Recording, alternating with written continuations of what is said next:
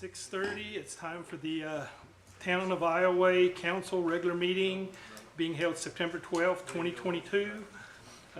Call to order. Your quorum is established. Everybody's present. If you'll stand, I'll ask Joe to give us the invocation, and we'll follow that with the pledge. Please bow your heads. Lord, we are meeting today to conduct matters of business. Guide our hearts and our minds in the spirit of fairness, right thought, and speech. Impart your supreme wisdom upon our activities so that our affairs may reach a successful conclusion. Thank you for being our source of guidance today. Amen. Amen. Pledge allegiance to the flag of the United States of America and to the republic for which it stands, one nation, under God, indivisible, with liberty and justice for all.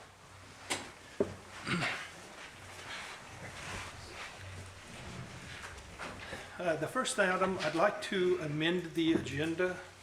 We've got one issue that we definitely need to add, and it's discussions of actions to be considered in relationship to a business that's conducting activity that may be illegal, e.g. the massage parlor that y'all probably aware.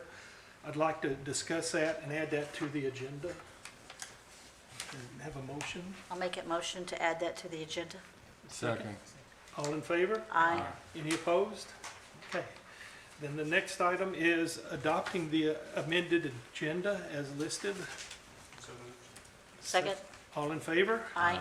Any opposed? The next item is approval of minutes as presented for the regular meeting of August 8th, 2022.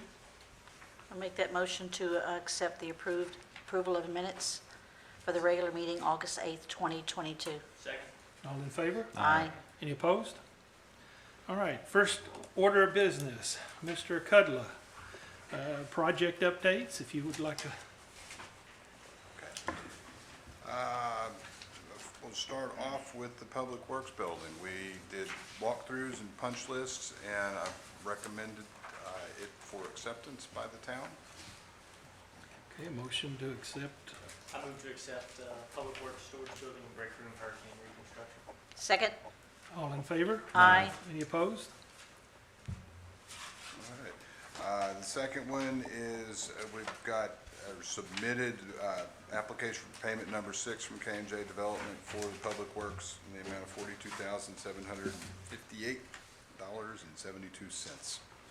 I'll make that motion to accept that payment for K&J Development. Second. All in favor? Aye. Any opposed? Motion passes. Okay. And then the third one was motion to approve payment of invoice to Cudler Architecture for design and drafting ballpark improvements phase 1 in the amount of $64,476.01. So moved. Second. All in favor? Aye. Any opposed? Be aware that this is one of the things that the Tourist Commission, gave us $16,000 to help reimburse us for this, part of this cost. So, just for FYI. All right, question for you. Yes, sir. When are we going to do the groundbreaking for the front ball field here? We're going to schedule that this week. Okay. Okay. So just kind of give us some dates, and then we'll see what you want to do. See what works best for us. They've been sending me submittals, and they're hitting the ground running on the paperwork end of the project. So All right. I'll get with you more on that this week. We do the groundbreaking, make sure everybody can be there. Okay. And then the other thing is, what's the status on the back 2 fields that we're going to be doing? Walt and I are working on it, and it's taking a little longer than usual, but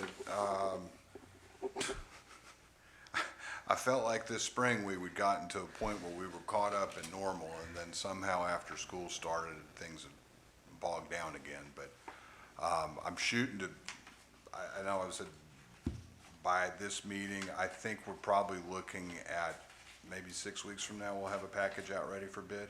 Okay. Is there any way we can kind of move that up to try to get to the next meeting, which is about 5 weeks? I Is that would gonna be pushing love it? to do that. We're making every effort to. It's just the drainage gets a little complicated. But I think we've gotten all the thinking parts done, so it's really a matter of just getting all the lines on paper. A question about that, looking at the potential schedule of how that would be phased. I think, given rain and all the fun variables, do we need to finish, would the construction have to finish before next season, or? We would like to. I mean, we're making contingency plans like with this middle field and maybe the side fields that we can use. But we would definitely want to get it as, started as quick as we can. And, if we can get it done before, good. If it happens to be during the middle, that's good, but we want to make sure we're Okay. taking very active, proactive stances before the next. I got you. That's what Walt and I were talking schedule-wise, and in the Yeah. construction industry, we feel like basically beginning in November through March is a black hole of rain. Well, maybe. Sometimes it's dry. you But never sometimes know. it's not. But, so we said, well, hey, we might get, this could be done, but it might not, and is that an issue? Because that's gonna take up that whole, Well, that's what I say, with Big us having the front field done, the T-balls and all of them, then we can use the back field, and then the middle field, we're doing, quite a bit of refurbishing and putting up everything, so that'll be a premier field too, and it just, may have to schedule a little more aggressively than they. okay, perfect. There's potential that big field and the big field you may not have, but we were able to design around it so you could retain all the other fields. Okay, So, fantastic. okay. Anything we need to add, I guess, anything? I'm not aware at this point yet, but, at some point, I think we'll probably get with you to look at parking with that land that we've acquired back there, how we can incorporate that into our overall scheme of things too. Okay. And what we might need to do on that, so. Okay. All right, thank you. Thank Thank you. Anybody got any questions, anything? Okay. That's it, thank you. Okay. Walt, you want to kind of give us a update status? September already. Motion to approve final payment for Southern Estates asphalt paving project. We have received their final invoice in the amount of $13,983.91. And it's our recommendation that that be put in line for payment, subject to receipt of clear lien. The clear lien period is over. They have ordered the clear lien, but the clerk says it takes several days, and they won't get it till like Wednesday. So I think we get it approved, and then we can supply the clear lien, and then the check can be written. Can we make a tentative approval to clear, go ahead and make the payment and clear the lien Once upon the clear lien is review, received, right? upon review approval by Mr. Bouquet? Do we have to make a motion to pay as soon as the lien is, Make a motion to pay this once? upon the clear lien. Okay, I'll make that motion. Satisfactory clear lien receipt. Second. All in favor? Aye. Any opposed? All right. And on the same project, the Southern Estates asphalt paving, we have the engineer's estimate number 2 and final in the amount of $797.77. There's 77 cents there. Motion to pay engineers' fees of $797.77. I'll make that motion. All in favor? Aye. Any opposed? This particular project did underrun slightly, 2%. Well, that's better than nothing. We underran about $3,200, so that's good. They've done a very good job, Yeah. is what I've talked with Yeah, the people. it on looks that road, nice. They so. were quick, and they were, we would like to think that there would be another time they could work here in Iowa, so. Hopefully you're fixing to talk about that now. Let's talk. So we have here authorization to advertise and receive bids on the asphalt overlay of First Street and West Alley and Sherman. So that's actually 2 streets that we're gonna build into the current budget, for the current year, that we budgeted 500,000 on. We're hopefully it'll come in at that or It's over. gonna come in below 500, but I think we're gonna be pushing 400 for sure. So, I mean, it's within our budget, so. I guess a motion to authorize the advertisement. I move to authorize advertisement for paving project for West First, Sherman Street, and East Alley. Second. All in favor? Aye. Any opposed? All right. We did, just FYI, receive today the 2023 Parish Road and Drainage Trust Fund. And of course, we're not going to put it on the agenda. We're going to, it'll be next, the next board meeting. But I'd like to get feedbacks of what you think might be good projects to put in.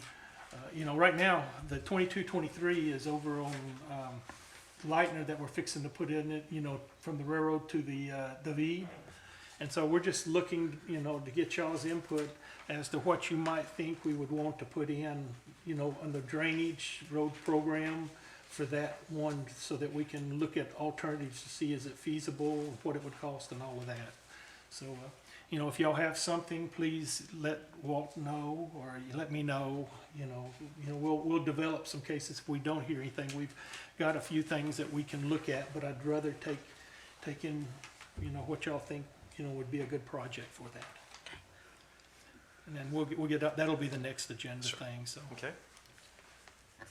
Anybody have any questions? Anybody in the audience for Walt on any of this? Thank you much. Thank you, Walt. Thank Have you, a Walt. great day. All right, bye. Highway football, they're winning again, aren't they? That's it. Yeah. Okay, number 3, a request by Warren Siles to dig his own sewer tap. Mr. Charles, if you just come up and give your name and address, and Yeah, my proposal is to rent the equipment, for the work to be done, to excavate it, to tie into the town sewer. before that, could you give us your address for our record, or for our, 304 Stockwell. okay, thanks. It's a requirement for us to put in. Okay. All right, go ahead, sorry. And then, after rent the equipment, excavate it, and then install hydraulic shoring so the work that's being done can be done safely. Dig down to the sewer line and find out what the specs or the procedures is from Highway for making a tie-in and securing it and get that done. And then backfilling it up to a certain point to stabilize the pipe so it's still secure, pull the shoring out, and then continue backfilling it and, getting it ready for a tie-in. Yeah, I think that the issue here is, we do have, is it excavations, is that the state one, or is that our internal? That's our ordinance. That's our ordinance on excavations, of which y'all have a copy of, and, I will tell you this, as far as my work, I am a competent person in excavation and shoring. yeah, I think the issue is, normally when we do this, the people that are doing it, they have insurance in case something occurs that's not planned. And that's the issue. It's not that whether you're competent or not, I understand that you've had experience like that. The question comes in, how do we hold the town whole in case something was to occur? And I think, and then it's on the council as to whether they want to grant an exception or not. But I'm just saying from our perspective is, we would want something to either be, you'd have insurance that would cover that as a one-time job, or alternatively, if the council wanted to request a bond of a certain amount that would be returned after it's complete. Both of those kind of cover a little bit of the risk aspect of it, but it's on the council's decision to grant a waiver or not grant a waiver, so. Well, I will tell you this, it's like when I put people in a hole that I excavate, or oversee, once they get in that hole, their lives is in my hands, so if I do something wrong and then they, get hurt or killed, worst case scenario, then of course it goes to the state district attorney and it can be a willful neglect, and Well, give time a heavy fine. Of course, the other thing though is we wouldn't, that's why we were saying that maybe we should have some sort of insurance coverage to hold us whole, because the first persons they're going to sue is the town. And so, I mean, you know, it's the council's call. I mean, what are y'all's wishes on that? That's, you know, do you want to grant him an exception or, you know, set any criteria or? I mean, I'm open to what everyone else thinks, but my first answer is yes, to grant an exception or allow him to. That's my first reaction. I'd like to hear others' thoughts. Sonny. Yes, sir. You want to, Yeah, so speaking of the shore and everything, please, could you come up where we can hear you and stuff? so speaking about the shore and stuff like that, how deep is that excavation section? Same gonna as be? 10 foot right Around there. 10 foot. Yeah. 10 foot, so you're gonna have your ladder and multiple ways to get out if something were to happen, if it caved in? You gotta have it at least 3 foot higher than the thing, and then You gonna have any type of rescue rope or anything I'll hooked have to you a guys? safety harness, you know, and a lifeline, Alright, 'cause- you know, and then, I was gonna use, aluminum sheet pilings, which will have to be towed into the ground 2 foot, you Right. know, and then with it being 10 foot, I'd have to have a minimum of, 2 waiver systems in it, you know. You gonna have, any type of, CO rating or any multi-gas monitoring on, just in case you do hit that sewer line? Like a LEL meter, Well, CO, CO, yeah, multi-gas meter, that way the oxygen goes away or whatever. we got tons of them working, I can confiscate one for the weekend. Just something that way, because again, we're a Because of the volunteer, mess of 'em. well, we're a volunteer department here, so like on my end of the deal, I wanna know when y'all are doing that, though, I can make sure I have some guys here just in case something does go south, we You can know get here quick. what they're facing and where to go Right. and all that. Yeah. And that's, when we do an excavation in the ground like that, we have to notify the plant safety, have to get them over there to look at it, to prove it, and then Correct. that way, their, each squad knows what they're facing if they get a call. That was just my concern, to make sure we Okay. had the proper, you know, confined space stuff Well- as far as multi-gas meter goes and Okay. rescue rope. You Okay, just Mr. do a Boot. good job, that's all. Okay, Mr. Bouquet? My question would be, sir, who would be doing the work? You personally, do you have a company? Do you have insurance? No, You do not? I'm just an old trashy contractor. Could, you know, I guess we have, I guess What that's, about the people that, someone work for you? Is someone? Yeah, one, the guy that'll be excavating it for me, he works for me. Would he be covered by, is he covered by workers' compensation and any type of insurance? It's on personal, so. so the town would be liable if something was to occur. It's kind of what the point, I think Mr. Cause they Bouquet is. patent them, I guess the lowest bid they got was 7,500, so I'm trying to Well, keep no, them no, from but, digging into my pocket. well, no, but the thing is, you know, if you could just get a one-time coverage of insurance of a general liability or something along that lines. And the whole thing has got to do with liability on us or away from y'all, correct? Yeah, that's what I'm saying, you know, and that's, because they're gonna sue the go to the deep pockets. And with it being on our right of way, you know, making it, and of course, that's not even talking about what happens if you punch a hole in the wrong thing or something like that we would have to correct. You know, normally, you know, insurance would cover that type of stuff so that it doesn't cost the town any additional funds. I'm just, you know, Understand. talking about the risks. Well, hopefully ain't but one line down there. Well, And sometimes we for find. it to be in 10 foot deep, it blows me away to have a sewer line that deep, even though it's the main line, you know. So what, you know, what y'all's feel on it? I mean, you know, do you feel like you would want to accept the risk for, allow him to do it or not? Not without insurance. Okay, well, I'm just, that's y'all's call. I mean, that's why I'm asking. Do I take do I need to take Well, I think on the back side, it tells you what the requirements are, or suggestions for your information. In other words, if we grant him the permit. Yeah, that's, yes. Regulations should be, I'm honest with you, I'm concerned about the issue of not having insurance. And I understand that he has the experience that he's describing, but accidents can happen even on the most qualified people. And if something should happen, and I don't know whether it would, liability would depend on a number of factors, exactly where the accident happened, whether it was on your private property or whether it was on the right of way in conjunction with, you would be subject to,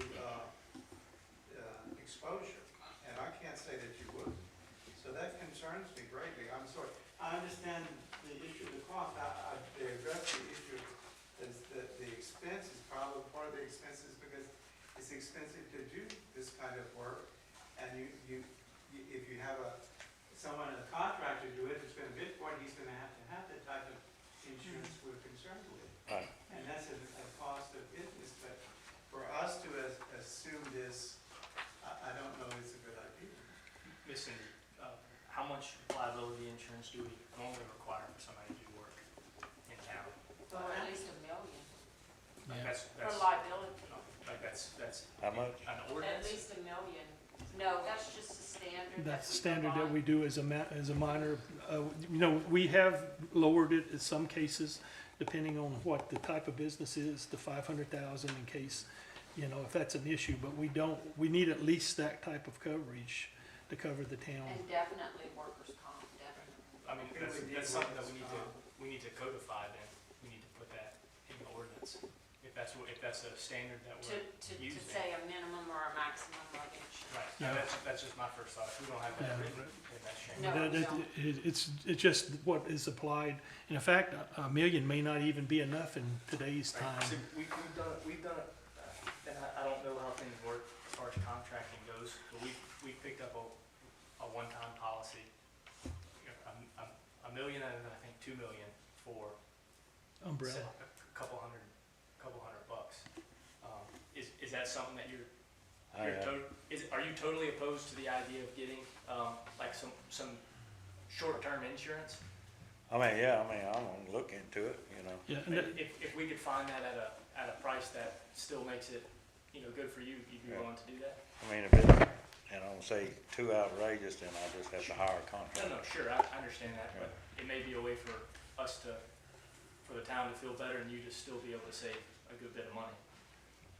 So, I mean, So, I mean, no, I that's, don't wanna push the timeline back for them, but, yeah, well, the- maybe, I'm just talking out loud, we could approve it contingent that he notifies Chief Coffee and provides. insurance, at least a minimum, and you know, you can even say what it is, I mean, like you say, it's not, you know, if you wanna say 300,000, I mean, it's your calls, is it I that? need y'all's help on that, cause I'm not. And condition that the town is named as an additional insured Yes. under the policy. Yes, And you see, I don't know what the costs are, sir, I just don't know. You could look at that and see, I'm not trying to create a problem, but I see a potential that's pretty serious. And it would probably be in your best interest as well, to be honest with you, something get happy to have an insurance coverage for yourself and the town as well, named under the policy. A one-time or a certain short-term period policy may not be that expensive. So- I don't know. so, I mean, we can make this contingent on, you know, let's say 500,000, I mean, that's a smaller amount than we would normally want for that type of activity, but recognizing that it does offer some coverage. You know, if y'all deem that that's what you wanna do, I mean, you know, let's, you know, it's y'all's call, I'm not gonna, I mean, y'all give me an amount, then I'll do the research and know what it, you know, it cost me on that, and then, I guess I'll get all that information and get usually, it. you know, like I say, the $1 million is usually for those that have like multiple employees and things like that. You know, if that's what you wanna make it contingent, I mean, The that's, cost of 500,000 to $1 million may not be that much difference, to be honest with you. So But it's up to you. I move to allow, I guess, a permit for Mr. Silas to dig his own tap contingent upon noticing Iowa Volunteer Fire Department and providing insurance yeah, to the town. and answering the questions on Sure. the criteria. on that. That was wordy, I gotta start over. Yeah.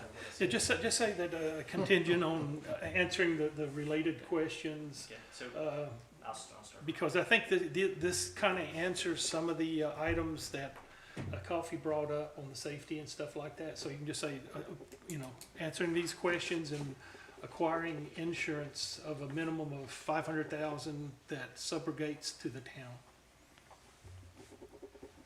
Try again. I move to allow Mr. Siles to, or a permit to dig his own tap contingent upon the 7 factors in 41-38 and providing insurance documentation in excess of 500,000. Or at 500,000, in excess. Second. All in favor? Aye. Any opposed? I'm gonna abstain. Abstained? Okay. Gerald? Okay, you okay with it too? Yes. Okay. So insurance covers for 500,000 Yes, and then, and then, of course, answering the questions, which I think you've done, you know, just a formal documentation. right, and then bring it up. Cindy? Presenting the certificate of insurance. She'll know what you Yeah, Okay. no, but he's saying the questions right here that, you know, that we'll have, you know, bring him up, and Pat and yourself and stuff can look at him and make sure you feel comfortable with what he's, you know, put in there, because Pat's worked at a plant, he knows most of this stuff anyway, make sure it's addressed. So, that's the public works guy. All right, All right, thank you. all right, appreciate it. Thank you. Yes, sir.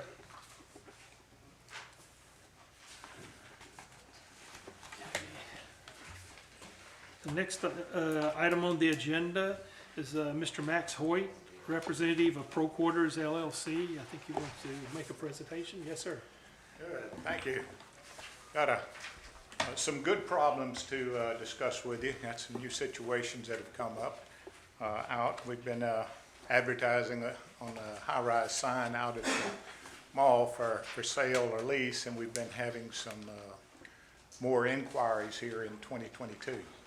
So that's the good story. So I wanted to briefly go over the current status of, since we had bought the building back in January of last year from Familia de Sink, the Natali family, and who brought their interest from VF Factory Stores in 2016. We've assumed their dollar per year lease, which matures, I believe, in 2080. And we've retained a new real estate firm, which is kind of helping make the phone ring there, and that's CBRE out of Houston. They're the largest commercial realtor in the country. And we've invested about another $1 million in air conditioner replacement and roof repair to kind of restore the building to get it back up into market condition. But most of the large manufacturers and distribution companies that have been interested in the properties are more interested in purchase rather than lease, and that's been our challenge. But it's also been a challenge for the previous 2 owners too, that the building has never been filled, and so if economic development is what we're trying to do, which as a landlord, we naturally will want to look for 100% rental of whatever property we have. And likewise for the town, the more we're successful, the more jobs and the more tax revenue that we bring in for the community. Well, the reason I'm here tonight is we have a new opportunity. We've got a formal letter of intent from a national gasoline retailer. For obvious reasons, they want to remain anonymous, but they're prepared to offer over $1.5 million for 4 acres of the undeveloped property. And they need a response by September 19th, which is a week from now. Their original request was September 9th, which was last Friday, and I pushed them back so that we could come to the council with this. And of course, our problem is we can't sell the land. You know, we don't own it. So we just have it under a long-term lease. And likewise, the town cannot sell the land since you have it under a lease to us as Pro Quarters. So I had called the mayor and was trying to come up with some, how can we make this a win-win proposition. I said, so I proposed this, that we would agree to forfeit our lease on those 4 acres in exchange for 1/3 of the sales price that we can negotiate after closing cost. So that would give the town of Iowa would receive 2/3 of the sales price, after the closing cost and realtor's commission. Then, on top of the cash that we get from the sale, is we're going to be getting $7 to $8 million of new investment here in the community. Be a lot of construction jobs that would be created along with that, probably take about a 15 to 18-month construction time frame. Would have all the sales tax generated by that business, plus all the property taxes that you currently do not collect. By selling the property, it opens a door to where you now can collect property taxes for the next 60 years that we're not able to do under the lease. But probably even bigger than any of that is that we think having a new front door here for the town of Iowa will help to attract other investment, other businesses to come in as well. And we've got some other property up there that can be developed, as well as attract new tenants into the building. Now, keep in mind, this is just a letter of intent to purchase, and it's got numerous conditions, and they could still decide later not to move forward with this deal. We're negotiating them, putting up a deposit to, that they would have to forfeit in case of, changing their mind and backing out. But literally, they could change their mind and go somewhere else too. So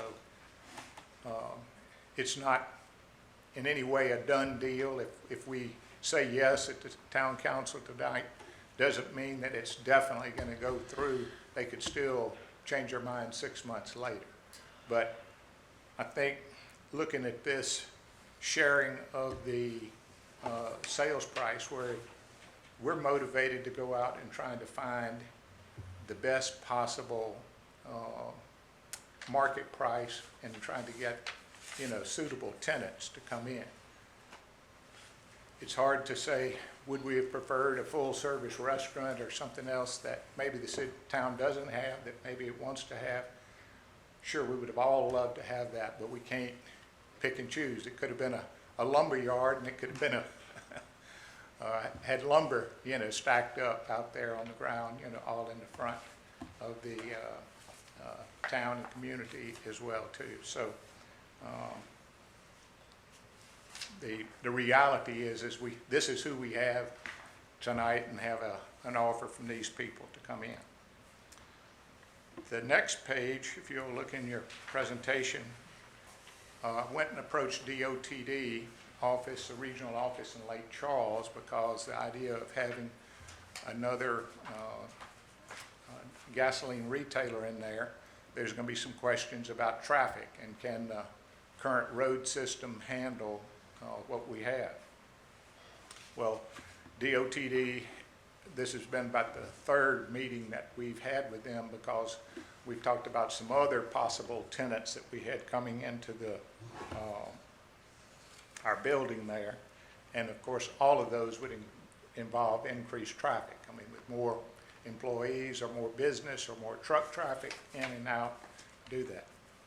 So the good news is they started a traffic study in July. They think it'll be finished by July of 2023. That some of the solutions they're looking at is adding another lane of traffic between Miller and I-10, possibly adding another entrance lane off I-10 on the north side of the interstate coming from Jennings, adding another entrance lane off I-10 on the south side of the interstate coming in from Lake Charles.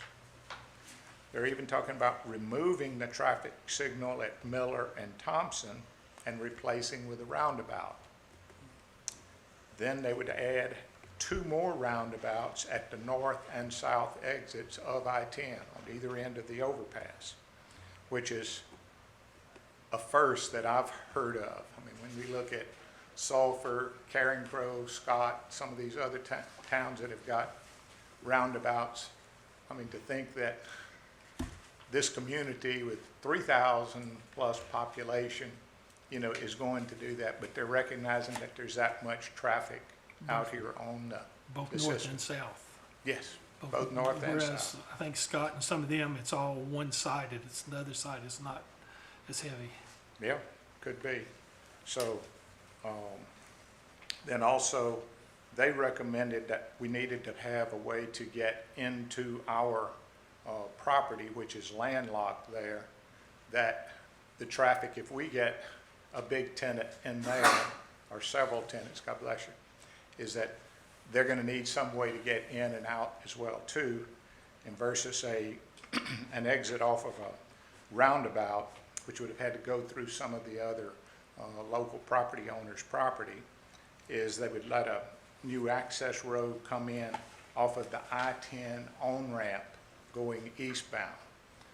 It's very similar to what they did in Esterwood at the Manuel's truck stop, if you'll be familiar with it, here on the southeast side of that intersection, is they had about 125 yards up the on-ramp is to have a road going straight into our property, and then it would be two-way back for that 125 yards back to the intersection. And on the last page here is we've got a drawing, and this is just our drawing that we went to a local engineer to put in what that road would look like up here and how close. And if you'll notice, you can see the upper right corner, that's the corner of the building. That's the southwest corner of our building and then our parking lot. So that is the proposal on the table tonight. But again, this can be a considerable amount of money, new money and new recurring revenue sources here for the town. And hopefully, this isn't the last one. Hopefully we'll have some others to bring to you. We are just being frank and realistic that we have more opportunities if we say that the property is for sale than we do if we say it's for lease, that it greatly limits the potential and opportunities that we're able to do. So wanted to get your conversation. I tried to contact several of you here before to kind of give you a heads up that some of this was I guess, anybody have any questions or anything they would want to bring up at this point? I mean, this is kind of, I guess formally that he's presenting, so, if you've got any questions or anything.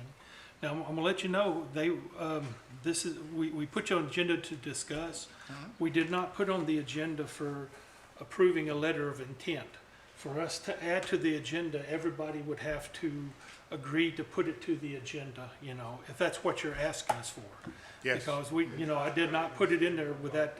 To be quite honest with you, timeframe is difficult for us to take action tonight, because it's not on the agenda, it's actually put it on the agenda, it's a question that you can consider. I think anything that we would do, if we're talking about a sale, we have to do it under, of course, under the terms of state law. There would have to be an appraisal to make a decision without an appraisal. Would be a little, it would be premature normally. I'm not saying that we couldn't do that, but, and I'm not, and maybe what we want to do.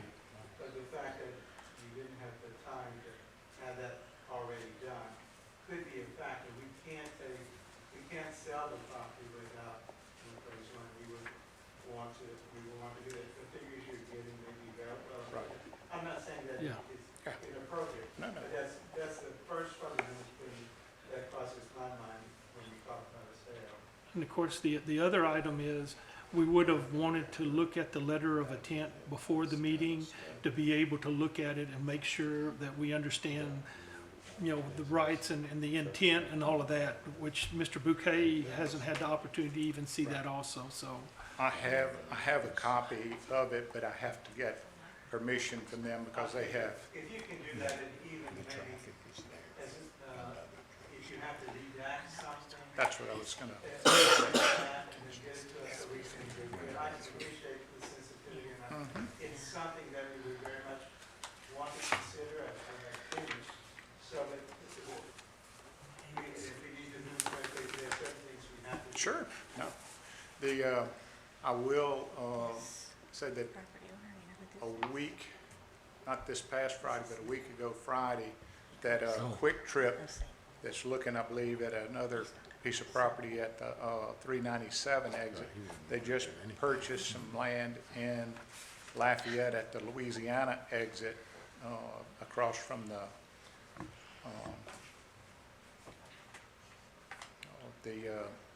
Sterling development over there where Academy and Target is the company I was trying to think of. They were only $1 a square foot more than what the company was offering in their first deal. We still have room for us to counter and negotiate and trying to see what the maximum price. So this isn't the final letter of intent. This is their first. We need all as much information as we can. But what would you have an idea of what you would have to proceed? I'm not saying that I don't know if they can make a decision. Yeah, that's what I was going to ask is, the council, would they prefer to defer this? Or would they prefer to put it on the agenda and address it? It's y'all's call. Yeah, there's still further negotiation that has to transpire before it's a quote final offer. A statement of intention to proceed. That would help. If possible, or express an interest in proceeding, would that be Surely. acceptable at this point? Mhm. And then we could, Yeah, and give us another 30 days or whatever if we see. something like that. So That might be a good way, not to take official action on it. just defer it basically for Well, time. no, but take some type of action on it. To signal to the, Signal to to them that you would, an intention to, I don't know what the right word is, I'm sorry. yeah, To to entertain, entertain the potential, intention to express sincere interest in proceeding with the proposal. yeah. So, say it again. What did I say? To entertain. Would the council would entertain to consider with a further, a positive move of the LOI pending council revision? Say entertain and consider, Or consider entertain and consider, Until they get the specific LOI to the review. letter of intent as proposed. If you entertain, that's good. Would that be sufficient? I think so. I'm only speaking for myself. I'm gonna be a no vote. I also don't wanna waste his time if we defer it, knowing that it's gonna be a no vote. No, that's just me that's speaking. fine. I mean, that's why we're trying to figure out where we're going steps forward. And Yeah, that- I don't mind moving to add something to the agenda, just so that it's clear and upfront, or if everyone's on board, I'm not gonna try to No, derail it. there's but nothing to add on because it's not there, and that's what I'm saying, so. Based on what they're saying, but I'm gonna be a no vote Okay. whenever we get to that point. And I You guess, don't want to make the motion? no, we're not got nothing to vote on because we didn't put it on. But it just, it's just the information being exchanged. What they're saying is that we could add it if we want to pursue it to the next step. So that way, the closing date of whatever, I don't remember, The 19th. the 19th, that way it's not missed, if everyone else is in favor of it. Like I said, Okay, we'll take an action item to say, do you want to add it or not? I mean, that's the right thing, right, My vote is no. okay? We'll do them by one, Joe? I'm in favor of it. Okay, No. okay, no, and then, okay. So it's a majority say no, so at this point. We don't add it to the agenda. Yeah, that we, and but I think that we that's more don't even, reflecting the- that we don't even add the information that, to entertain and consider. So it just basically, at this point, I mean, I think just, some of the considerations is, I think there's some considerations of, I think I've kind of let you know that there was some sensitivity about really wanting a truck stop or that type of activity on the south side of the, Correct. Well, their first proposal was they prefer a purchase. If they go back and they say the town's not doing that, they could come back and they could say, well, actually, you want to lease it to us. Well, then, we have that right. I can do Yeah. that and keep that on the property. That would be, Yeah. leave. No, no, Right. I'm aware, I'm just saying So that's, I would also like to kind of get a feeling from the council too of some of the, I think what happens if it was a different type of business, you know, they would be more amiable to considering that. But I think in this case, the idea of a truck stop per se with all the traffic and all the issues we have in north of town, you know, to add that to the other side, I think that's where a lot of the concern is. sure. I don't want to put it in, but I mean, I think that's kind of what I've heard from discussions, so. So if, let's say if I have another prospect next month or 2 months from now that they want to come and do it, do I need to come back and waste my time to come and present, this is money that could be Well, realized by the town? You know, you and can that, bring it or- and I will talk to each of them, you know, I mean, Okay. not an opinion per se, but just kind of get the feel of saying, hey, this type of business, you know, it doesn't mean we have to, you know, we would have to know who the company is. But if, at least if they know the business and then, you know, and I appear to get you know, they want to add it to the agenda, then we would add it and ask you officially to come in and make a presentation. And that would save you activity also, you know, from doing it. Good, well, that's what I need, a little bit more guidance of, you know, what Is that what's fair? acceptable, You know, have I- what's not Mr. acceptable, Bouquet, to as know far- what to. What's that? I haven't stepped on any violations of anything as No, far, sir, you have it. okay. Well, I just want to make sure, because, you know, I'm not that knowledgeable in Louisiana. No, not it, I just wanted to find that if we were going to actually do a sale, there were certain steps that we had to do. Right. And as much lead time as we had into doing that, the more, the faster we can proceed. But they wouldn't, I'm and, not trying to. right, and they would be still holding up, they're waiting on the DOTD report as well. So, I mean, we do have time, you know, for that to transpire before they do it. So they wouldn't be starting construction before next July, you know, anyway. So it's not a drop dead that construction's gonna start in 6 weeks or something like that. All right. Does anybody in the audience have anything they would like to add or say about this? You know, this is an somewhat open council meeting. We give the audience the opportunity to ask any questions or anything. We've always done that, so if not, okay. Very Well, good. I appreciate it. Thank you. Yes, sir. Mr. Gerald, how did you vote to amend the agenda, yea or nay? Just now? Okay.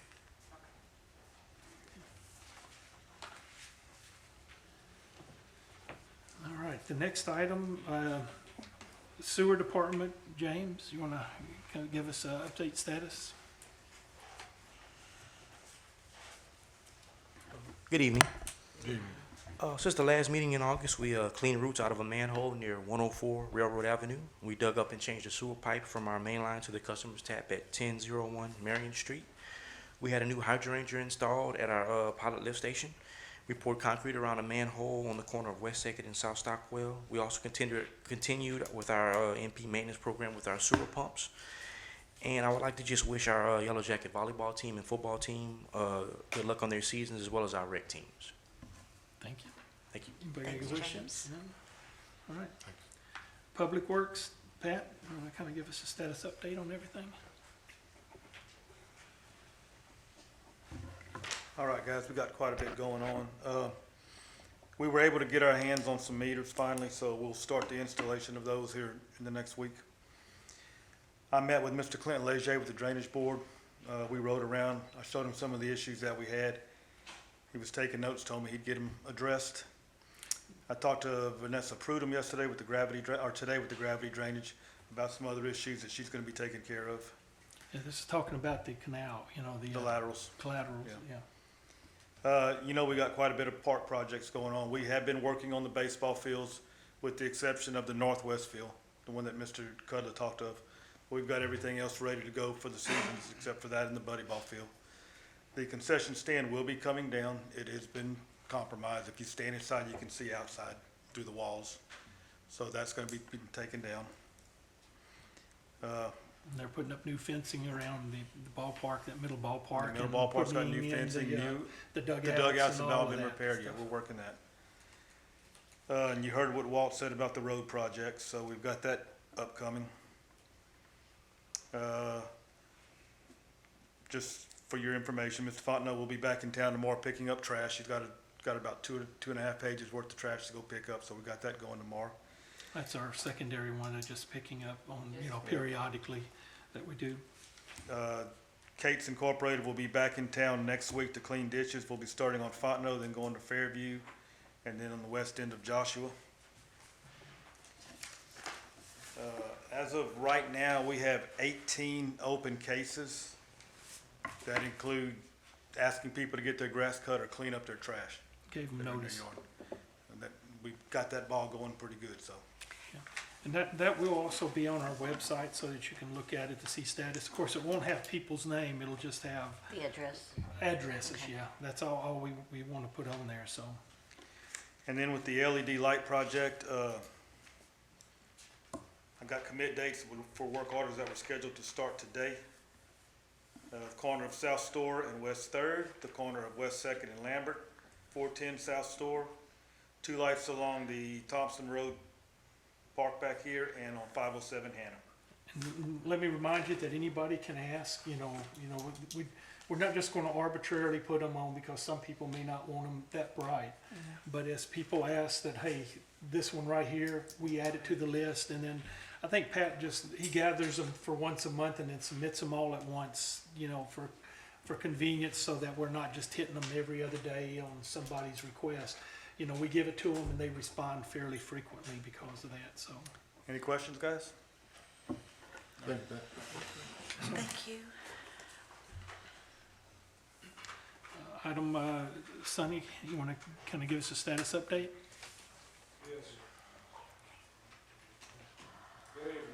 Good evening, Sonny. So last month was a pretty busy month. We had a total of 50 calls. We had 10 medicals. We deferred 8 of them. We had 4 crashes, 3 I-10 crashes, 2 fire alarms, 1 false alarm, 3 structure fires, 1 vehicle fire, 3 grass fires, 2 natural gas leaks, 3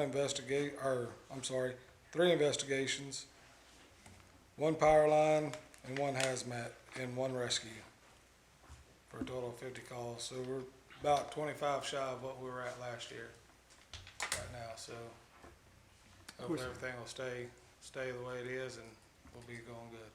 Of course, we committed for $300,000 to help pay for the truck. The parish committed another $100,000, and what's the status on that? Just, I know it's gonna be a long-term lead item. Tomorrow, I'm doing a pre-construction meeting with them and getting all the proper paperwork that y'all asked for at the last board meeting. So I'll have all that for tomorrow, so it'll be presented to you at the next board meeting next Wednesday. Talking about for the fire truck or for Yes, the sir. truck? The For the regular fire truck. No, The I'm new talking about the big fire truck. We're also buying, as a town, because he's a town employee, we need to replace his vehicle. It's in bad shape, and so we finally found a truck below the bid requirement of Yes. 60,000 that we're going to be acquiring. I think that's what he's talking about. Okay, that truck, I did turn in 3 quotes to Miss Cindy.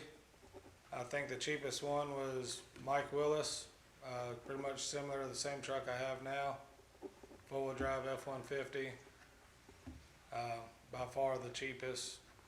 I've looked at Bolton Ford, Bubba Oshlet, I've looked in Texas where I work at, and yeah, they're- It's still 50,000. I mean, they're- it's nowhere near where we used to, the 35, but it's still, State contract. state No. contract. you don't have to under 60, Mr. Bouquet. They changed the bid law for this since the, State contract, they had it opened up, and a bunch of people submitted, and everybody's getting kicked back right now because they can't produce them. Okay. So Yeah, that's but the reason why. but it's under the, legislatures changed the bid law to where it went from 30,000 for 3 quotes to 60,000. So Okay. now you can go, But we can just get the you can quotes, purchase with 3 quotes, with the 3 yes. quotes, okay. and then, anything else going on with the fire Uh, department as far as? Fire department wise, we do have one of our guys going through the Sulphur Fire Academy right now.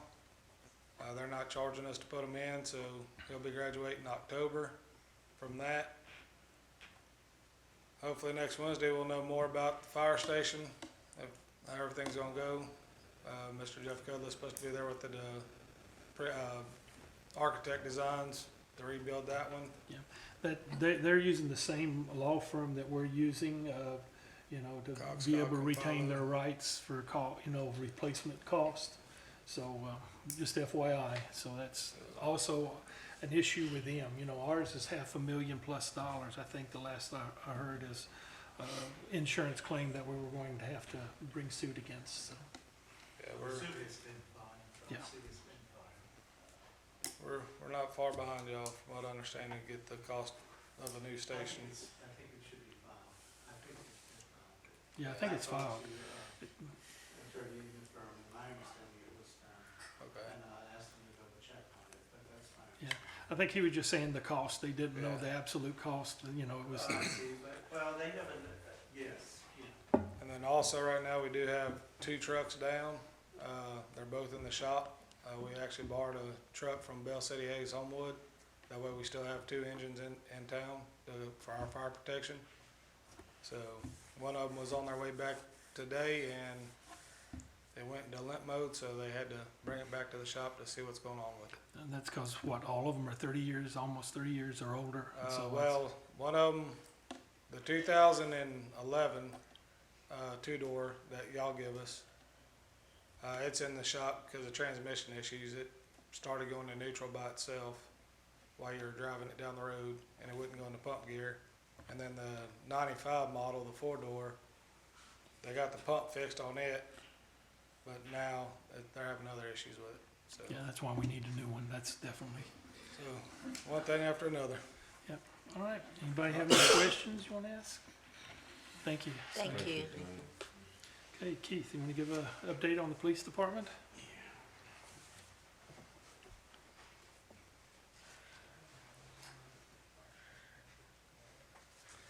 Good evening. Okay, I have, first a motion to hire Corey Henry as a full-time patrolman as of August 24th. I moved to hire Corey Henry as full-time patrolman as of August 24, 2022. Second. All in favor? Aye. Any opposed? Done deal. And B, motion to approve agreement with Utility Associates Incorporated, authorize Mayor Hess to execute said agreement. What happens is, the current one that we use with, WatchGuard aren't adequate to meet our needs at this point, and I guess there's some questions about, interrelationship with the other police departments and storage and everything. And so we kind of went through and looked at what were the other departments going to? And this one, this utility transfer, their agreement is, WatchGuard, we would have to buy the cameras. The cost of the cameras is included. It's part of the lease. So, you know, you're not having to spend that $7,000 or $8,000 every time you need to buy another camera, it breaks down. Yes, that's In correct. addition, this agreement has been approved by the NAACP as the highest standards for Yes. your officers wearing and you know, access and showing what's going on whenever you make arrests or when you make stops. You know, I mean, this has met all the other criteria as well as their criteria of saying, hey, this is something they can put trust in for the officers. The amount is 183 over a 5-year period. Now, we will have to keep at least temporarily the other one because all the data that's backed up for the legal reasons, we're trying to figure out if we can get that transferred. And that's a question that, you know, we hadn't gotten response yet, but we would have to keep that for a certain period of time to cover any kind of legal suits or anything like that, because you have to have it in a methodology that is acceptable to the DA and everybody else for the stuff that's done. But, you know, we've looked at it and we need to go ahead and migrate with the rest of the departments that are doing that with this cameras. And if I could say something, it's more cost effective because we're paying WatchGuard 7 or 8. probably more, about 60, don't hold me to the percentages, but I'm just guessing right now, about 60 or 70% just to store the data for us on the cloud. Whereas this company is gonna charge whatever those fees are. They're not only gonna store the data, but we don't have to keep purchasing new equipment. We gotta buy, if we buy a WatchGuard camera 7 or 8. and it breaks, and they can't fix it, we gotta buy another WatchGuard. And as opposed to this, if it breaks or malfunctions, they honor it and it's immediately repaired. So the cost will probably, in the long run, I perceive, be better to buy this. Plus, it's newer equipment, it's more high-tech, and, as he said, it's improved by the NAACP, Yeah, and and they, isn't this the standard that is going to for the other? yes, parish? LCPD just went to it. I'm not sure who else, but I know LCPD just went to it. And they have the same problem. They gotta hold the data to preserve the evidence Yeah. till the cases are closed or whatever the statute is. They're maintaining the, evidence on the cloud and seeing if there is a way that WatchGuard is gonna give up the information and transpose it into a different method for us to preserve the evidence, but we're working on it. Yeah. But we're not gonna let the evidence go without, Yeah, no, that's why we're having to keep them, paying them the minimum, for the additional year until we can determine how that can be resolved and transferred over. But in either case, this is a 5-year period. I think it has on there somewhere how much would be this year and,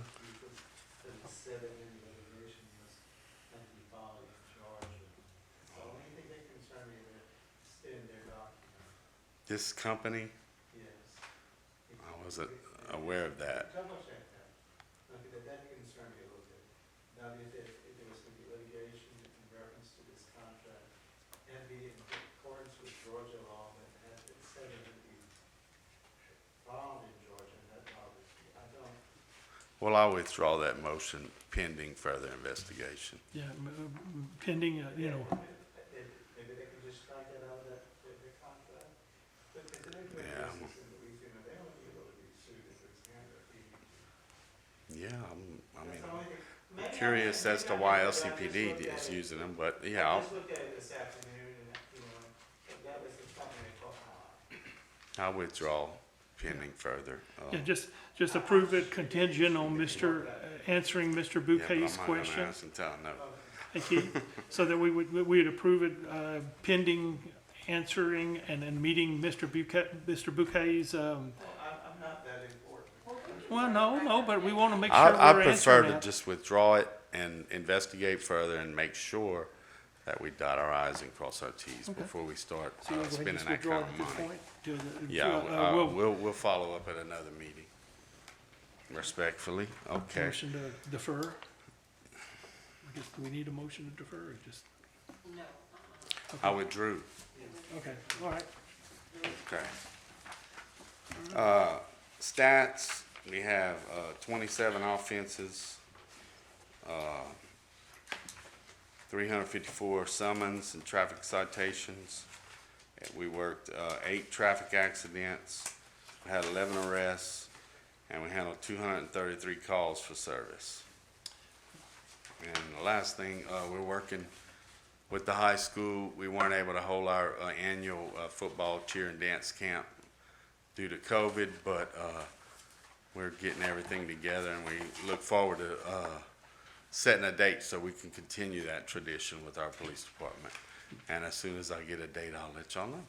And the other Appreciate thing- y'all come out and help us. I know Daniel's helped us as The a other- coach with the kids. The other thing, So- Keith, is just, we're going to have a photo op with a new motorcycle as they're getting the final, Yes, the motorcycle officer is in a 2-week training in Lake Charles to get certified for police operations on a So- motorcycle. and so we'll have a photo op for all of that whenever he gets through with We'll his do a training. press release as soon And as all of he, that, and I want, done if training, you'll have and an as soon as- opportunity. also the materials to mark the motorcycle. Some of the material was on back order, so they had to order it from someone else.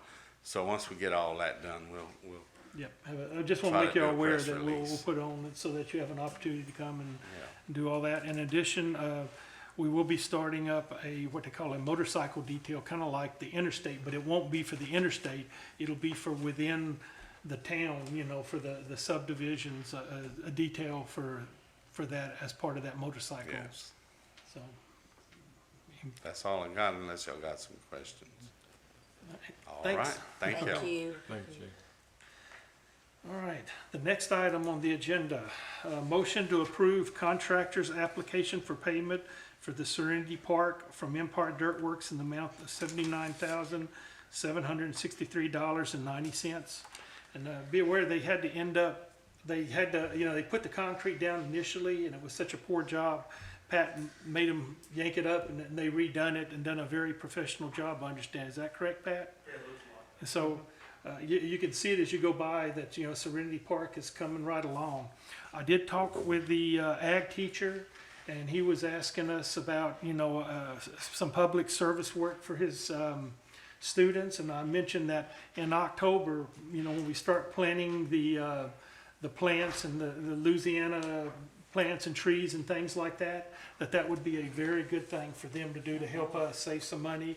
And it also lets them put hands on, and we'll work with Margot and all of them that used to be with the garden club to make sure it's properly designed and the plants are Louisiana based, to really, make the garden sparkle and all of that. But so I kind of got off on that. This is the application for interim payment.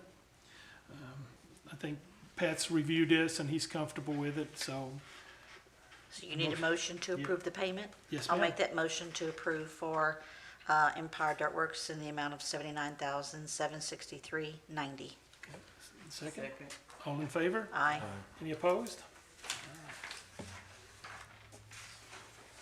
The next item, motion to approve Resolution 2022-18, a resolution to adopt the Louisiana Compliance Questionnaire. The first thing, Cindy, I want to make note on this. The phone number for the mayor, put in the mayor's cell phone. That number that's there is no longer valid for me. It's not been valid for a lot of years. So just put in my cell phone on that. This is what we make every year, attesting to us complying with all the various activities with the state legislature and following the laws and rules and the regulations on this. My mailing address is incorrect. Oh, okay. It's the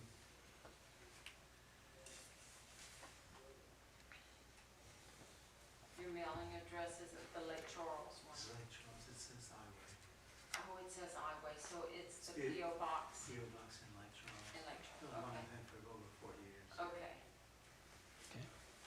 So I guess if you are comfortable with it, approve, a motion to approve a resolution to adopt the compliance questionnaire. I move to approve resolution 2022-18. Second, Second. all in favor? Aye. Any opposed?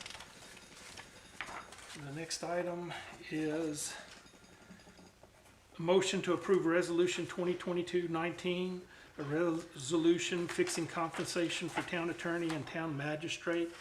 Of course, everybody's got cost of living over the last couple of years, and the town attorney and the town magistrate hadn't got an increase. So we're making a resolution that the monthly salary for legal services be fixed at $600. It used to be $500 per month. Of course, that's with quite a bit of activity that's going on with tickets now. And for extraordinary duties of town prosecutor, that the hourly rate be fixed at $105 per hour. I think it's a 5% increase over what is, which is still significantly below any other attorney that we would have.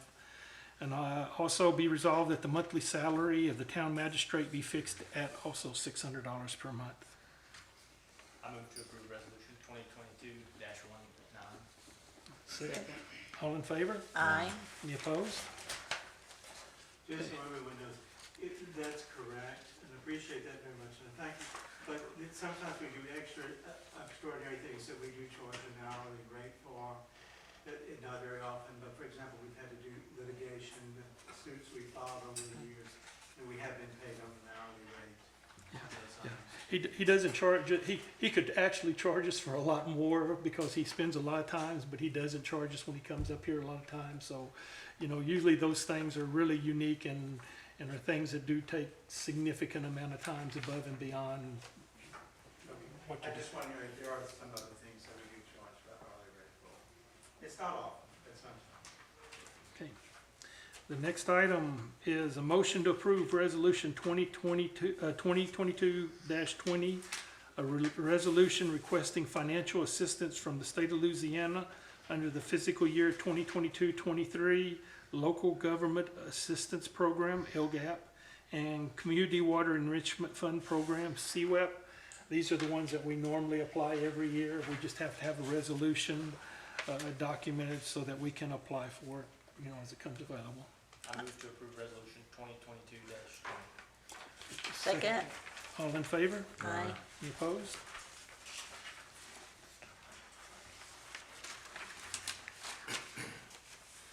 Okay, the next item, motion to approve resolution 2022-21, a resolution to make application for eCourts, the capital online request tracking systems. And Ms. Jessica's here to kind of talk about it, kind of give you a background. You know, one of the things that we've talked about as part of the goals that, you know, when I first got here, my first year, we talked about having a road and an emergency from, the subdivision back here, as well as putting in a road between Miller and 90 on the other side of the school to help relieve the traffic. This is initial thing is trying to get the state to help us with the initial estimation project cost. You know, and then at some point they would help us with the funding of the project. You'll see that you have a summary of estimated costs that they kind of gave us as just as an ideal, as a rule of thumb. Let's see. Here it is. Right, capital outlay request. They're just using from their experience kind of what it would cost, and what they did is they just looked at very roughly 3 outlines on things, just initial. It's not preliminary, it's just a way to put the request into the state to say, hey, can you help us? These are some potential, but they may not end up being potential. There may be something else or a combination of them that come out. So, you know, I want you to know that they looked at it and said that cost, even with bridging the lateral would be, they estimate that we're talking roughly plus or minus 20%, around $8 million is what we would be requesting ultimately. But the initial part is we're putting this in place so that we can get funding from them to be able to hire the engineers to help us determine what is a feasible property. Maybe Ms. Jessica can Yes. explain it a little bit more about how the process works Yeah. for eCourts. Sure. So good evening, council, mayor, other staff. So my name is Jessica Pousson. I work for a local engineering firm in Lake Charles. They're called Fenstermaker, CH Fenstermaker and Associates. We're headquartered in Lafayette. We have offices, Baton Rouge, New Orleans. We're getting into Mississippi now. A little bit about our services that we provide is, of course, engineering. We do some grant management, going after grant money so that way we can fund these projects, as well as surveying, environmental, advanced technologies, a huge array. So where I come in this is I met with the mayor, Ms. Cindy and Mr. Pat a few weeks ago just to let them know kind of who we are and what we do. And I heard, we call it at work a pie in the sky idea. Something that came up saying, hey, you know, we would really like a corridor. We don't really know where to start. We've been trying to look into this for a while. And so I went back to my office and thought about it. And I currently help produce the applications for capital outlay. It's eCourts is what it's called. For Karen Crow, Fenstermaker also does it for the city of Scott and some other municipalities. And I kind of started thinking, this sounds exactly like a project that we've, you know, applied for in the past for someone else. So I got back with Miss Cindy and I told her, you know, if y'all are interested, I'd love to come and talk to you a little bit about this. The application I think is relatively simple, based on our experience. There's really no commitment initially, to go and apply and just see if you can get the funding. And if you do, there's a 25% match associated with it. So this cost that y'all see here in the handout, the 8.4 million, very, very high level cost estimate. We're currently working on a couple of projects in Lake Charles that have gone out to bid in the last couple of years. One is actually, I don't know if y'all are familiar with the Ham Reed extension. It's about a mile-long extension with a roundabout associated with it. We also have some bridge projects, so as you are well aware of the area, we're gonna have to cross the drainage lateral, so maybe like a con-span bridge there. We've also done some other extensions in the city of Scott and Iberia Parish, so just getting some of this rough estimate. I'm sure there's gonna be some kind of land acquisition associated with it that can vary from time to time. The great thing about this application process is your numbers don't have to be final. We can submit something, see if you get it, and then as it progresses, that's gonna change once we get some engineering involved and things associated with that. So this cost, What is it, November is the deadline to be able to Yes. send this? That's why we're trying to put it in now. November 1st is the deadline. And like I said, there's no commitment here. I'm doing this just to see if we can get funding for you guys, because I think this is something that the community needs. From what I understand, LA 383 is the only north and south corridor you'll have in between the state routes. I'm including the frontage road and then US 90. So as y'all can see in the conceptual layouts, just kind of picking some different areas, this would provide a corridor to get people north and south. We can even word it, and I've done that in the example, is an additional evacuation route, something for emergency services. I know you have the train track here. Should a delay occur with the rail system or an accident happen, I know that's a little, difficult for emergency vehicles to maneuver around, so this could provide connectivity east to west to get people around. I mean, I could talk all evening about it. I know y'all are, crunched for time here, but I think this is a great opportunity to get the ball rolling, and if they deny the application, you get to apply again the next year. We can change some of the wording, but if you do get, I'm gonna say awarded, there's different levels of awarding. There's one, they call it Priority 5, and the best that I can summarize it is, we really like the idea, but we don't have funding anytime soon. Priority 2 is, we really like this idea, we don't have funding right now, but we're putting you on the list like as a next runner-up. Priority 1 is, we have the funding for you to do this. So if we can even get on Priority 5, I think that's a great opportunity for the community with this type of project. I'm assuming that with the match part of it, is this also a case like some of the others, whereas, hey, we can match 35% as opposed to 25, does that affect that number also? I mean, if you wanted to move it up in Right. priorities? I don't know that for certain, because usually the communities that I represent, they have a lot of applications that they're submitting, so they kind of hold to that 25%. But I could certainly reach out to the eCourts personnel and ask them, hey, if we can put in the summary that we're willing to do 30% or 35%, what would that do as far as like the scoring? Does it affect? Right. I could certainly ask to find out. And the other is, like I say, this is just to get us online to request it. At some point, if it goes through, then we would bring up about the contract and things like that, the standard, contact track language, which we'd go through, but that would be in a future basis. That's why we just Right. wanted to kind of make y'all all aware of it. There's no contract here. This is just me listening to the concerns and saying, hey, there's a deadline for November. I think y'all should really go after this opportunity, and just to see if you get it. And then, of course, if you do, kind of the thought process is there would need to be some kind of feasibility study, traffic study done to see what exactly is needed. And then the engineering design would come after that of, what the actual roadway is gonna look like. But that would come after. I did put some money in for a feasibility study. Remember, we talked about it as part of that, so, we even have it budgeted theoretically in our current budget, so. Yeah. And the other thing that I wanted to mention, I know it's not on your agenda, and I believe that you could add a motion to include it.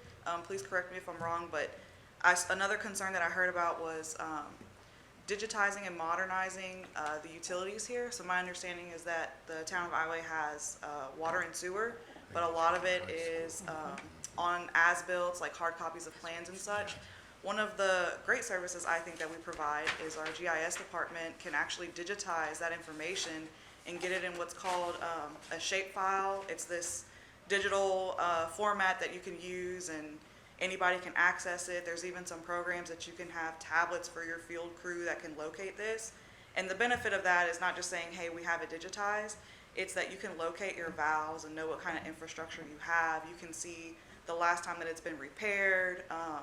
That way you can kind of prioritize, budgeting for, new projects or extensions, et cetera. Yeah, what this addresses is right now, Walt and that company basically has all our records. We don't really have a complete set in our own hands, to be able to, so if there was ever destruction of their place or, Walt was to pass away, we could lose a lot of that knowledge.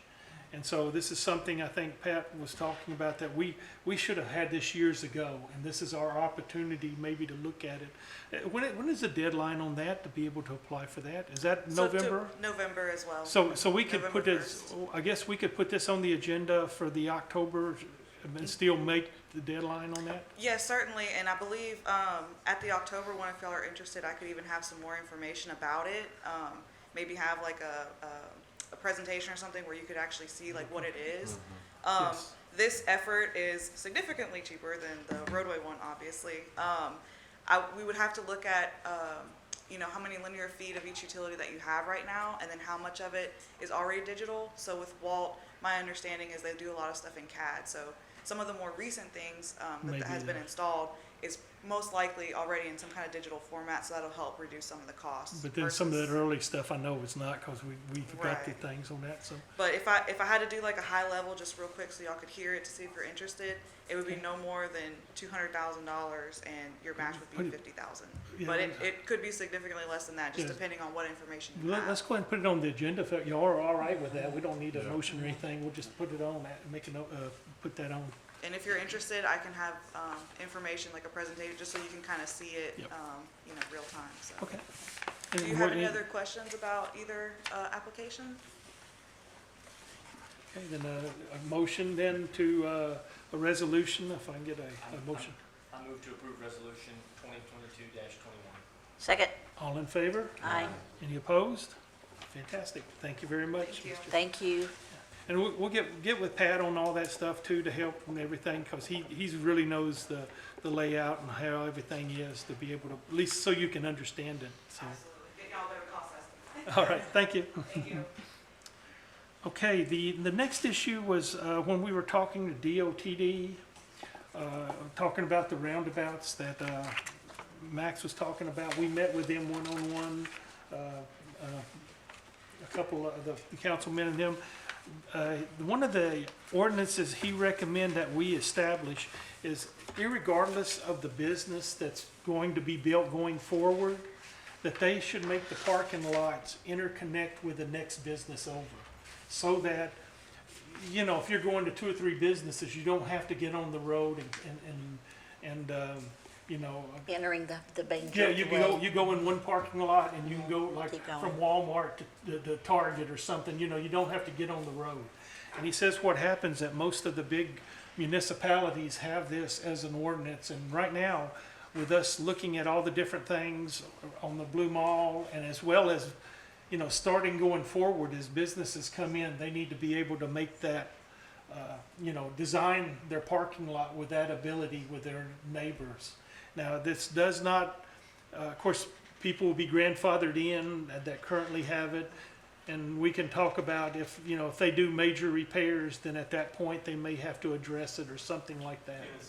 It's designed to go forward, so we can't make anybody else do it unless they Do a want ma- you to come in compliance. Yeah. But it would be for future construction. I think it's a good idea. Now, the ordinance that I gave y'all is kind of rough draft. It's not a final, because I'm going to have to research all of the, if you saw the reports that he gave us, the DOT representative gave us those sections. I'm gonna have to research those and see where it fits, and he's gonna help me do that. And then for the final, it'll be ready. So this is just the reading of it at this point? So this is just a reading of it, so officially, you have it as part of the reading. We don't have to accept it at this point, so it's introduction. Anybody got any questions on that? If not, we'll move on.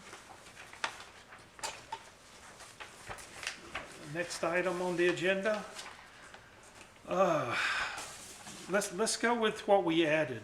Discussion of actions to be considered in relation to the massage business carrying illegal activity. We've got three options that we can introduce, either one or all three that would strengthen our ability to shut that type of activity down. The first, and I'll go them in order of preference, at least from what I see. I mean, we can change it in any way, but the first is all businesses are required to have the state fire marshal come in and inspect and give them a permit. We have never required that, or even wasn't even aware that does. So almost every business that is operating here in Iowa, probably 90% of them do not have this permit. So we're probably in a awareness that they would have to go and get that permit and that inspection for all the businesses, especially if we start enforcing it in this case, which is, to shut them down if they've got people living in that business that is not designed for people to be done. So that is one option, to be able to close that business down, that massage, illegal prostitution and that type of Well, the stuff. fire department, the fire marshal would have to inspect the building to make sure it's in compliance with the state law. Yeah, well, And to what the fire marshal should determine, of course, yes. is up to that Right, agency. right, but in our initial talk, if people are living there, that is a violation. If that's correct, that seems, That'd be a serious. violation that they could close it down with. That would be an issue, yes, a serious issue. So that's the first one, but it does have ramifications that we probably should, going forward, try to get all our businesses to go ahead and start doing that, because they are at liability. This is a state law that it is required. It's not a town requirement. No. We just have to notify the businesses that's a that's a state requirement. It's not our regulation, it's No, a state regulation. but- Honestly, But I'm saying that a lot of them if have done it. they're not doing it, it would be the appropriate thing for us to notify them. Yes, that's what that's the point I was making, that, we definitely would want to. And of course, we would support them in cases of, Yes, if there's we would. problems, to try to help them. We can't. Yes, sir. Yeah, We don't want to necessarily say that our purpose is to specifically make a decision in reference to anyone before the inspection is done. but, All we're just doing is asking that. but it does open up, And if there are some issues that we've been told about that are in violation, then they definitely need to be addressed, and we need to report it to the fire marshal for inspection. so we just need to let the businesses know, because, in the past, we've not communicated that. We were not even aware of it, to be honest with you. So, as businesses come Now, I in. know Ms. Burness, and they get, I have to have Yeah, it well- yearly. Yeah, I think. all I think that some businesses have to businesses have really it, would do that. yes.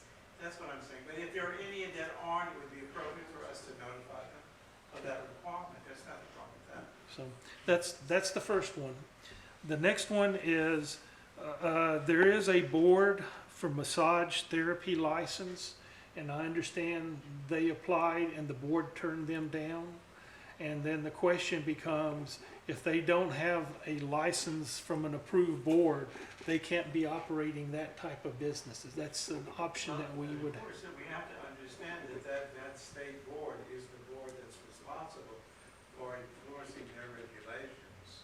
But it would be appropriate if they don't have a license and they're acting, functioning without the license, we have an obligation to report it to the state board. Sure.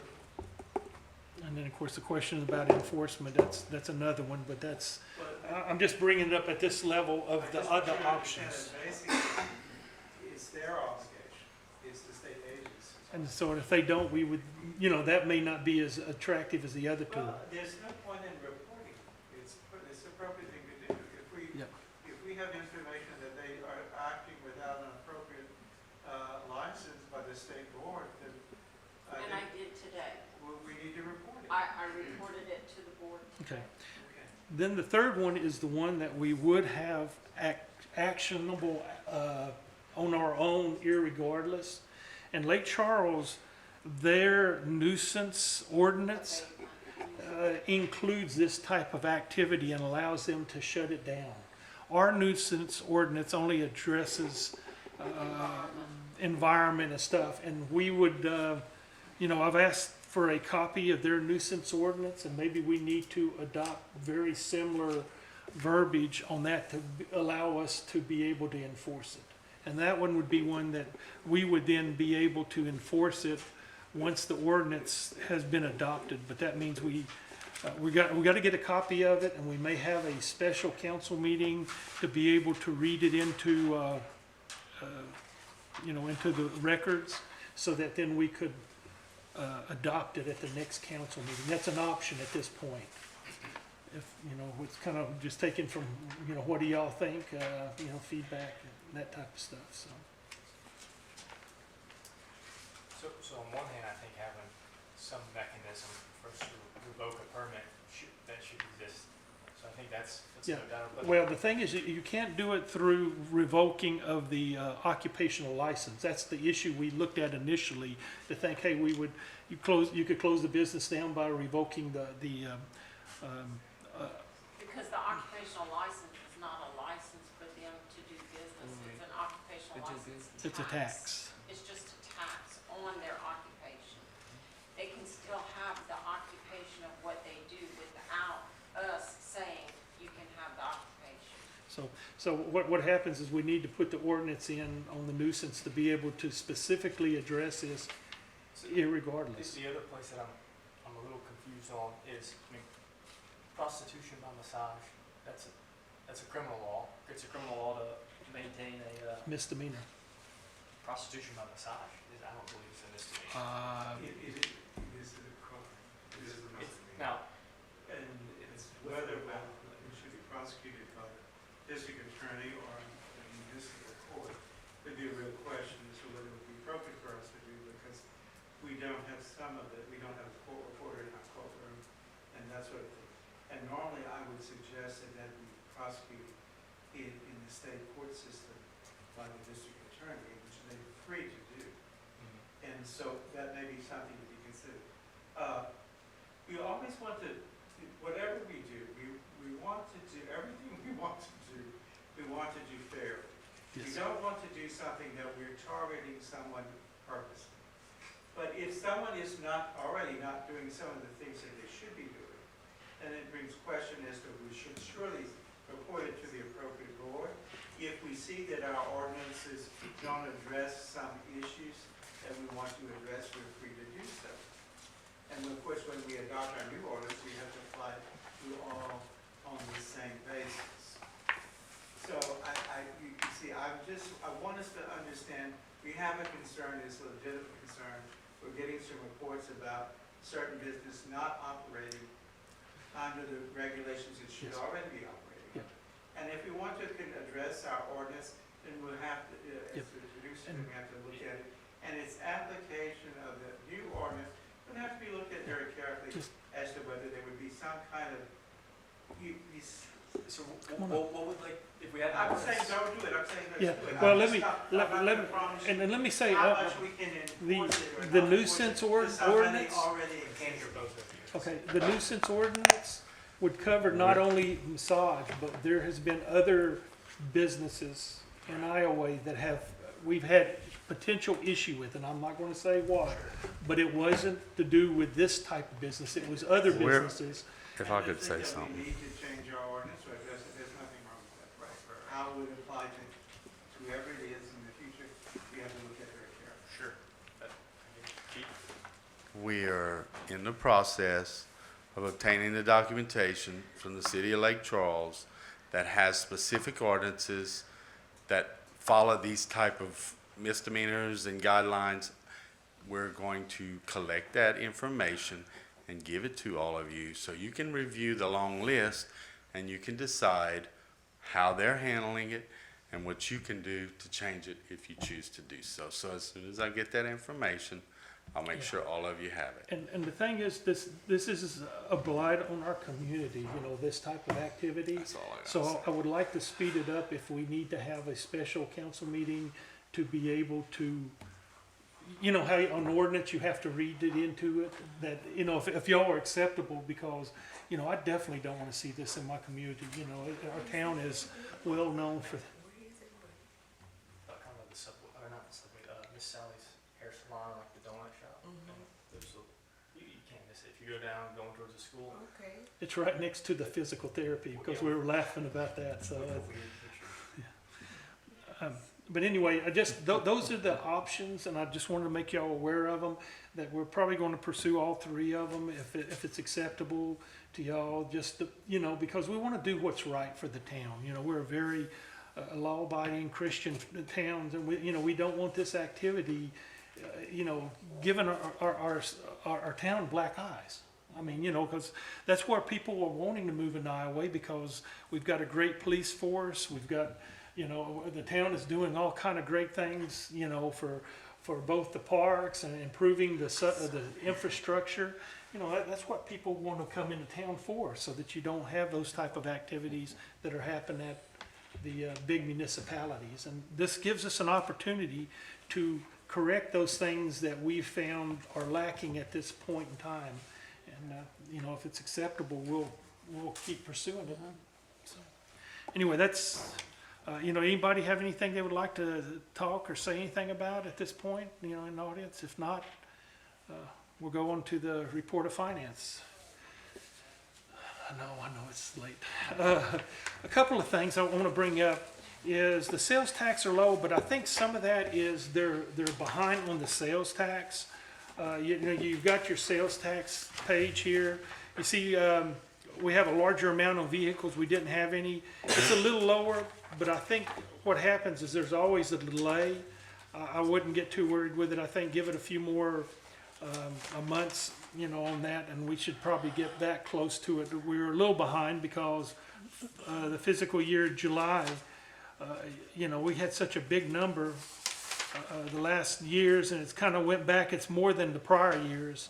But what happens is other months were lower later on in the year, and so I don't foresee that as an issue. I think you'll start making headway going forward. There is a little bit of delay because businesses weren't coming back. You know, people were very nervous about the gas prices. You know, that affected driving and things like that. But as gas prices are coming down, people will be going through the truck stops. Just to give you an idea, the 2 truck stops contribute roughly $750 to $1 million a year in sales tax. So, you know, if business is somewhat, and that's not the gas tax. That is them buying food, buying taxable items, you know, taxable labor and stuff like that. So that just kind of gives you a little background on that.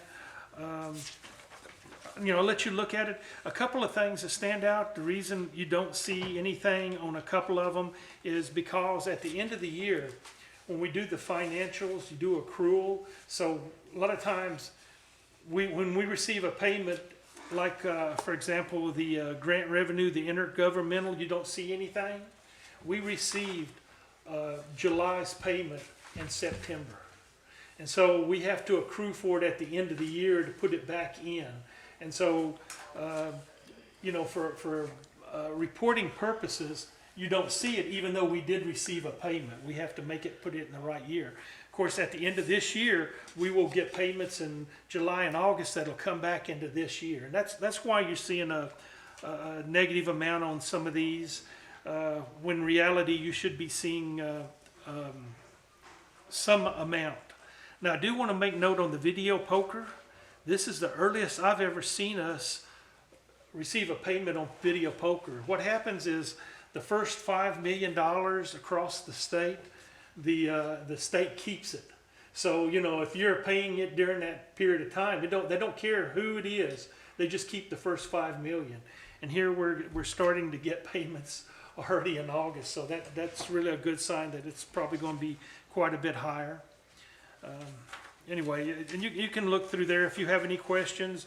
We're kind of online with the percentage for the year to date. Be aware that there are some payments for insurance and stuff that you make one time during a year.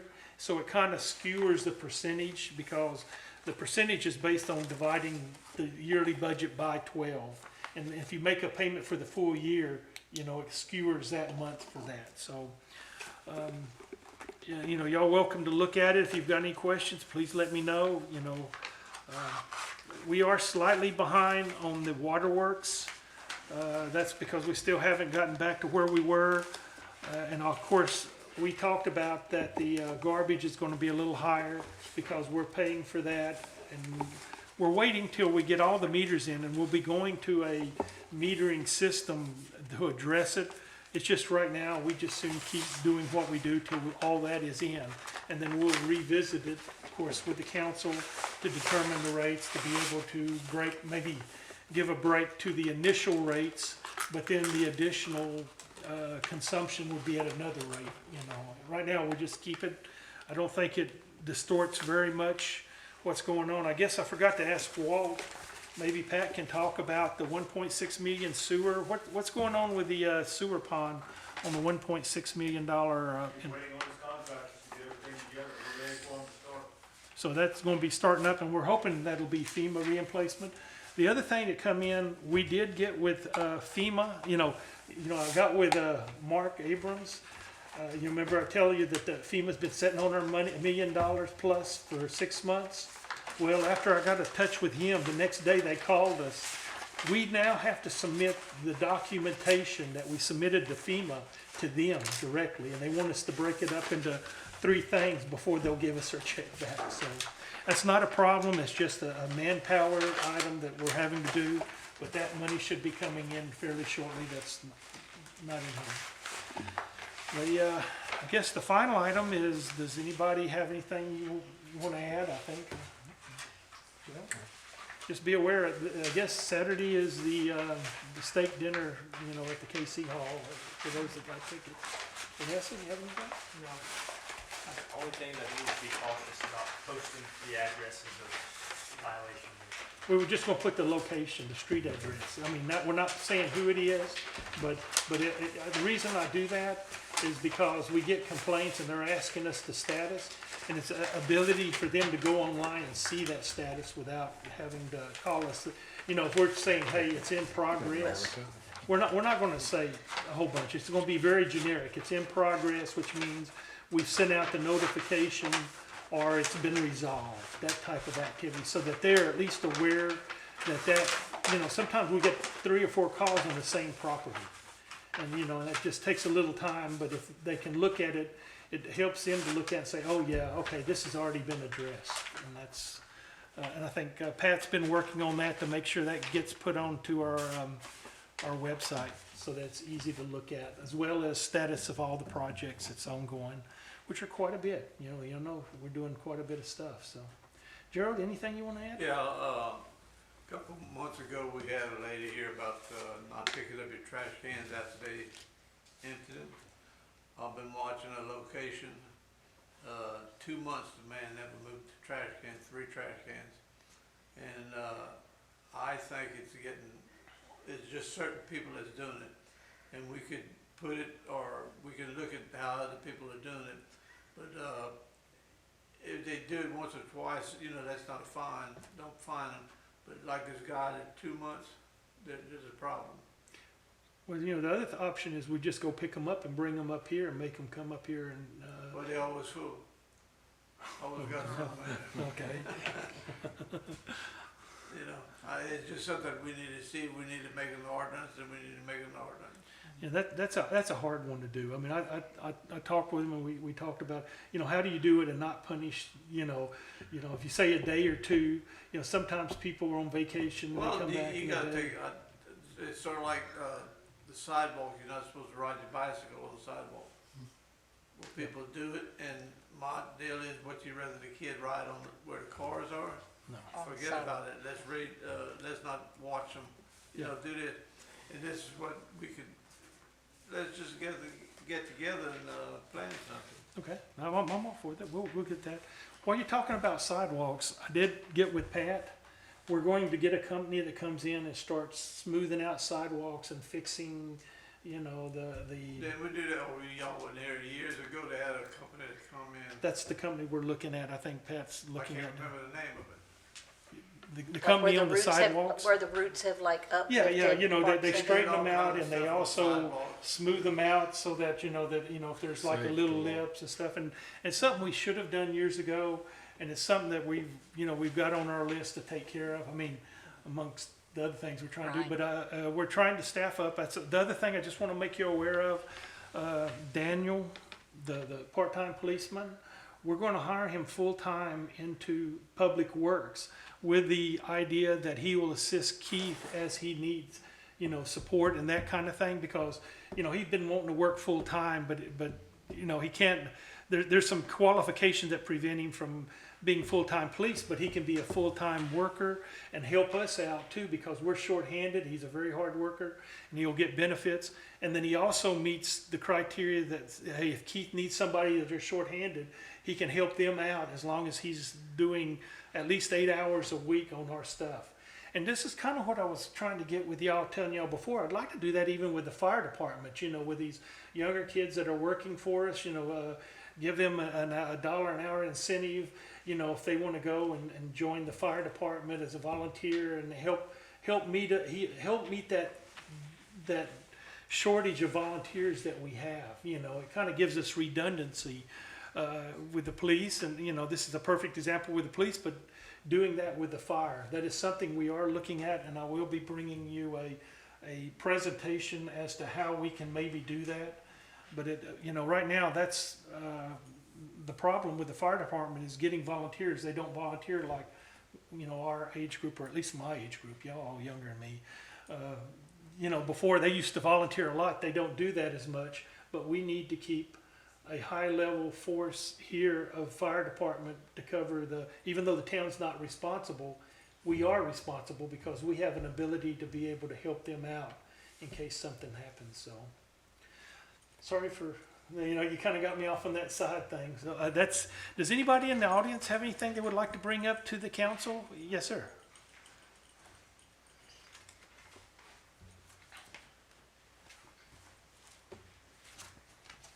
When you brought up incentives, that reminded me of something. I wanted to ask you and the council, since police officers are working holidays, weekends, and shift work, would y'all be opposed to them getting, if they're working night shift, like all the plants do, the hospitals do, and all the people that work shift work, get shift differentials? Would y'all be opposed to $1 an hour for night shift? I think you would, or you wouldn't? No, I'm in favor of it. Yeah, I think it's only fair. We're giving all these other incentives. I think they deserve that, So if y'all are good with it, I'm gonna go ahead and do it. Can you write it? All right. Thank y'all. All right. I guess other than that, I'll entertain a motion to adjourn. So moved. Second.